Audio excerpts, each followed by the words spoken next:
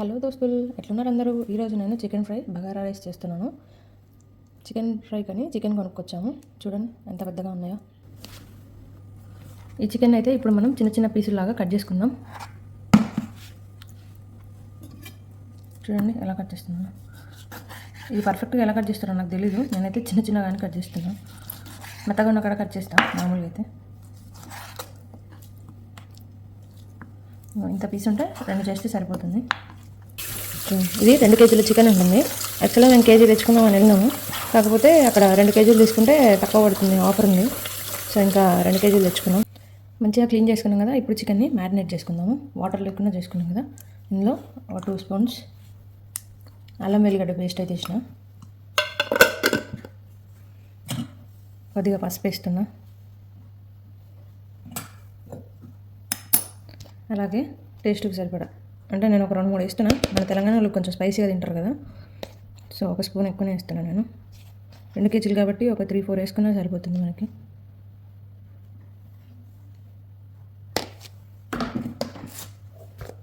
Salt వేస్తున్నా, టేస్ట్గా కట్టేస్తాను. నాకు ఇట్లా ఎన్ని స్పూన్లు ఇవన్నీ తెలియదండి. నేను మామూలుగా క్వాంటిటీని బట్టి ఇట్లా వేసేస్తాను, సరిపోతాయి. కొంచెం ఆయిల్ పోస్తున్నా.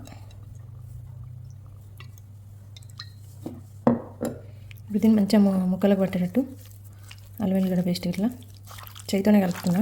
నాకు చేతితోనే కలిపితే కొంచెం ముక్కలకు మంచిగా పడుతుంది అనిపిస్తుంది. కింది ముక్కలకు ఇట్లా ఈవెన్గా కలుపుకోవచ్చు.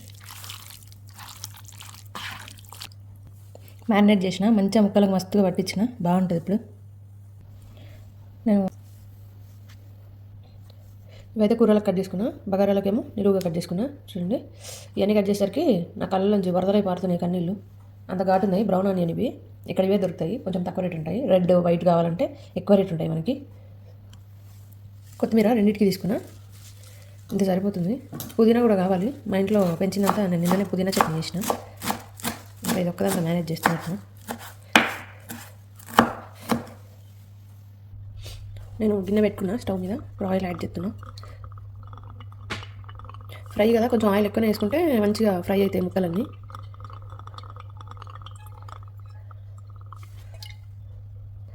చికెన్లకు మసాలాలు: సోంపు, బగారాకు, పత్తర్కఫూల్, సాజీరా, జాపత్రి, యాలక్కాయలు 4 వేసుకున్నాం. ఇది బడి ఇలాచి, ఇదేమో మరాఠీ మొగ్గ, లవంగాలు, దాల్చిన చెక్క. ఇది మంచిది, ఇది అసలైన దాల్చిన చెక్క. ఎన్న యాడ్ చేస్తున్నాం. తలాలు వేయినాయి. ఉల్లిగడ్డలు అయితే వేస్తున్నా, అన్నీ వేస్తున్నా. ఆనియన్స్ మంచిగా ఆయిల్లో ఫ్రై కావాలి, బాగా బ్రౌన్ కలర్ రావాలి. కొంచెం గిన్నె పెద్దగా పెట్టుకుంటే కలుపుకోవడానికి ఈజీగా ఉంటుంది మనకు కూడా.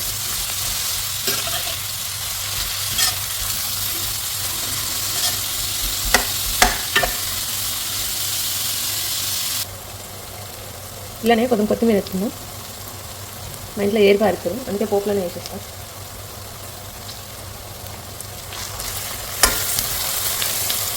కొంచెం ఫ్రై అయినాయి. ఇప్పుడు ఇలా అల్లం వెల్లిగడ్డ పేస్ట్ 1 స్పూన్ వేస్తున్నా. దీన్ని కూడా మంచిగా గోలిచ్చిన తర్వాత కొంచెం పసుపు వేసుకోవాలి. ఇప్పుడే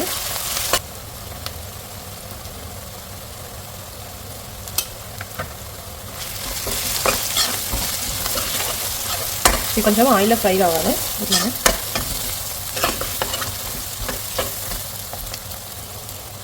ఆయిల్లో మంచిగా ఫ్రై అయినాయి. ఇప్పుడు చికెన్ మ్యారినేట్ చేసుకున్నది ఇలా వేసేసుకోవాలి.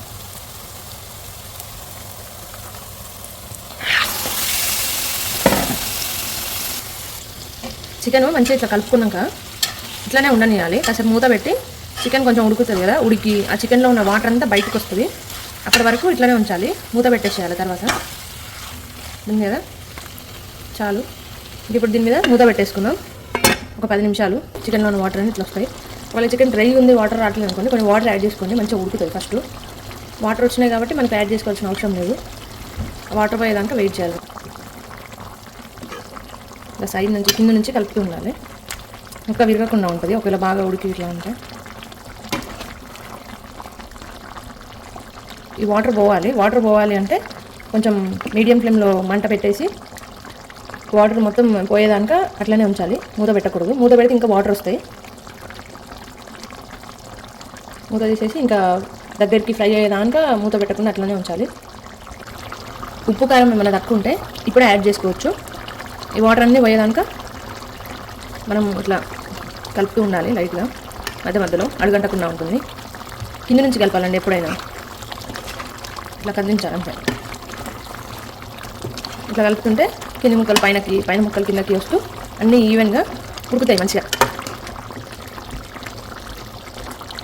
ఇప్పుడు వాటర్ పోయేదాకా వెయిట్ చేస్తూ ఉండాలి. ఇప్పుడు ఇందులో మసాలా పౌడర్స్ యాడ్ చేస్తున్నా. ఇది ధనియాల పొడి,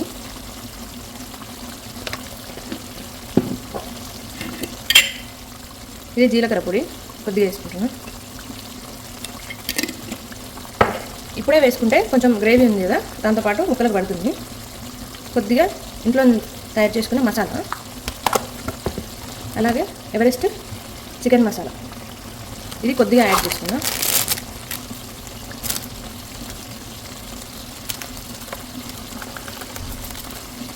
ఇవి అంత ఘాటుగా అనిపించవు, సో మనం ఎక్కువ పడిన నో వరీస్. దీన్ని మంచిగా ముక్కలకు పట్టేలాగా కలుపుకోవాలి. అంటే ఇప్పుడు మనకి వాటర్ పోతుంది కదా, చికెన్ అడుగంటుందండి గిన్నెకి, సో మనం ఊకే ఇలా కలుపుతూ ఉండాలి. ఆ గ్రేవీ అంతా పోయి చికెన్ దగ్గరికి అయ్యే వరకు కలుపుతూ ఉండాలి, లేదంటే మాడిపోతూ ఉంటుంది. చూసిలా వాటర్ అన్నీ పోయినాయి. సో మనకి చికెన్ గ్రేవీ ఎక్కువ కావాలి అనుకుంటే వాటర్ వచ్చి ముక్క ఉడుకుతుంది కదా, అప్పుడే ఆపేయచ్చు. లేదు నాకు కొంచెం ముక్కకి గ్రేవీ పట్టుకొని ఇట్లా ఉండాలి అంటే ఇలా అయ్యే వరకు ఉంచుకోవాలి. లేదు నాకు ముక్క ఇంకా డ్రైగా కావాలి, మంచిగా ఫ్రై అవ్వాలి అంటే ముక్కలోని ఆయిల్ అంతా బయటకు వచ్చి మంచిగా ఇట్లా ఉండాలి అనుకుంటే ఇంకా ఫ్రై కానివ్వాలి. ఫ్రై ఇంకా కలుపుతూనే ఉండాలి, ఇట్లా ఊరికే మధ్య మధ్యలో 1 minute ఒకసారి ఇట్లా కలుపుతూ ఉండాలి. చూసిలా ఆయిల్ అందులోంచి బయటకు వస్తుంది. మనకు ఒక పర్ఫెక్ట్ కర్రీ టైప్ కావాలంటే ఇప్పుడే బంద్ చేసుకోవచ్చు. ఫ్రై కాబట్టి నేను ఇంకా ఉంచుతున్నా. చికెన్ ఫ్రై అయిందండి.